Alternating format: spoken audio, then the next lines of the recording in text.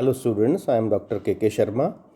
Now we will discuss effect of conjugation in UV spectroscopy.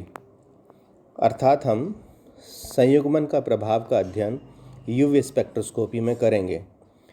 इस session में हमने पहले ये बताया था कि किस प्रकार 4 प्रकार के संक्रमण होते हैं, लेकिन यदि एक से ज़्यादा पाई बंध हों और अणु में संयुग्मन हो तो निम्न प्रकार डायग्राम 12 से अवशोषण की तरंग दैर्ध्य पर संयुग्मन का प्रभाव का अध्ययन कर सकते हैं।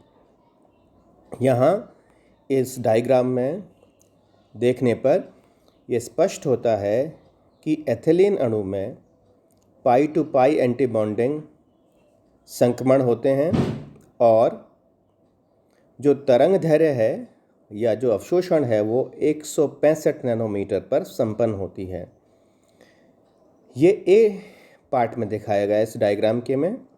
बी पार्ट में 1,3 ब्यूटाडाइन है जिसमें कि 2 डबल बॉन्ड हैं और 2 डबल बॉन्ड होने के कारण 4 पाई बंद हो जाएंगे, पाई मॉलिक्यूलर ऑर्बिटल्स हो जाएंगे, मतलब 2 पाई बंद और 4 मॉलिक्यूलर ऑर्बिटल हो जाएंगे। और इस प्रकार पाई 1 पाई 2 तो बंधी पाई आणविक कक्षक हैं और पाई 3 पाई 4 एंटी बॉन्डिंग पाई मॉलिक्यूलर ऑर्बिटल्स हैं, मतलब पाई बंद बन रहे हैं जिनसे। तो यहाँ पर बी पार्ट में 1,3 ब्यूटाडाइन के पाई 1 पाई 2 और पाई 3 पाई 4 एंटी बॉन्डिंग ऑर्बिटल्स में संक्रमण दिखाया गया है। यहाँ ये जानना बहुत ही ज़रूरी है और ये बहुत इम्पॉर्टेंट एस्पेक्ट है स्पेक्ट्रा का कि जो यहाँ पर संक्रमण है वो हाईएस्ट ऑक्यूपाइड मॉलिक्यूलर ऑर्बिटल से लोएस्ट अनऑक्यूपाइड मॉलिक्यूलर ऑर्बिटल में होता है। अर्थात जो उच्चतर भरे हुए अणु कक्षक से निम्नतर रिक्त अणु कक्षक के मध्य संक्रमण होता है, क्योंकि इस संक्रमण में ही सबसे कम ऊर्जा काम में आती है या सबसे कम ऊर्जा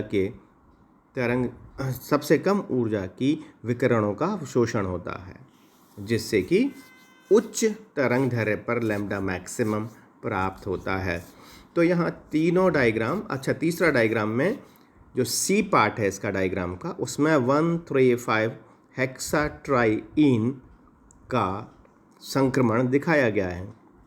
तो पहले वाले डायग्राम में एथिलीन में सिर्फ 1 पाई बंद है, मतलब 2 पाई मॉलिक्यूलर ऑर्बिटल्स जिसमें कि पाई और पाई एंटी बॉन्डिंग। दूसरे में पाई 1 पाई 2 और पाई 3 पाई 4 जिसमें पाई 1 पाई 2 बंधी कक्षक हैं, पाई 1 पाई 2 बंधी हैं और पाई 3 पाई 4 एंटी बॉन्डिंग कक्षक हैं।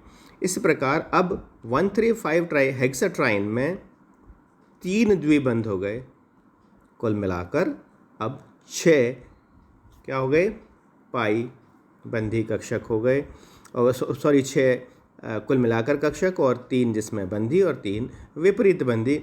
और यहाँ पर भी संक्रमण को देखिएगा तो पाई 3 से पाई 4 एंटी बॉन्डिंग में संक्रमण हो रहा है। यहाँ पर पाई 3 हाईएस्ट ऑक्यूपाइड मॉलिक्यूलर ऑर्बिटल है, जबकि पाई 4 लोएस्ट अनऑक्यूपाइड मॉलिक्यूलर ऑर्बिटल है।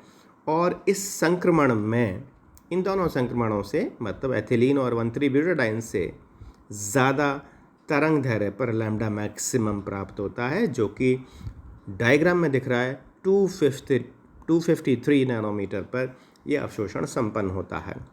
तो इस प्रकार यदि एक से अधिक पाई बंध उपस्थित हैं, संयुग्मन है, तो जैसे जैसे संयुग्मन की मात्रा, कॉन्जुगेशन की मात्रा बढ़ती जाएगी, उसके अवशोषण की तरंग दैर्ध्य में उतनी ही वृद्धि होती जाएगी।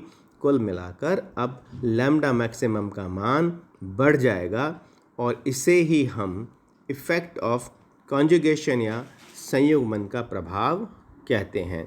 तो इस प्रकार इस सेशन में, इस स्लाइड में दो बहुत इम्पॉर्टेंट एस्पेक्ट हैं। एक तो हाईएस्ट ऑक्यूपाइड मॉलिक्यूलर ऑर्बिटल, मतलब जिसमें इलेक्ट्रॉन भरे हुए हैं और जिसकी ऊर्जा सबसे ज़्यादा, लेकिन वो हाईएस्ट ऑक्यूपाइड है, और जो लोएस्ट अनऑक्यूपाइड है, एंटी बॉन्डिंग है, उन दोनों के बीच में यहाँ इफेक्ट ऑफ कंजुगेशन बड़ी आसानी से इन 3 मॉलिक्यूल्स में समझाया गया है, जिसमें कि एथिलीन में पाई टू पाई एंटी बॉन्डिंग संक्रमण दिख रहा है 165 nm पर, जबकि 1,3-ब्यूटाडाइन में पाई 2 टू पाई 3 एंटी बॉन्डिंग संक्रमण दिख रहा है होमो और ल्यूमो में 217 नैनोमीटर पर, और 1,3,5 हेक्साट्राइन में, जिसमें कि 3 डबल बॉन्ड है, उसमें पाई 3 से पाई 4 एंटी बॉन्डिंग में संक्रमण दिख रहा है और 253 nm पर ये हो रहा है। तो कुल मिलाकर एथिलीन से 1,3-ब्यूटाडाइन, 1,3-ब्यूटाडाइन से 1,3,5 हेक्साट्राइन में लैम्डा मैक्सिमम का मान बढ़ता जा रहा है। Thank you.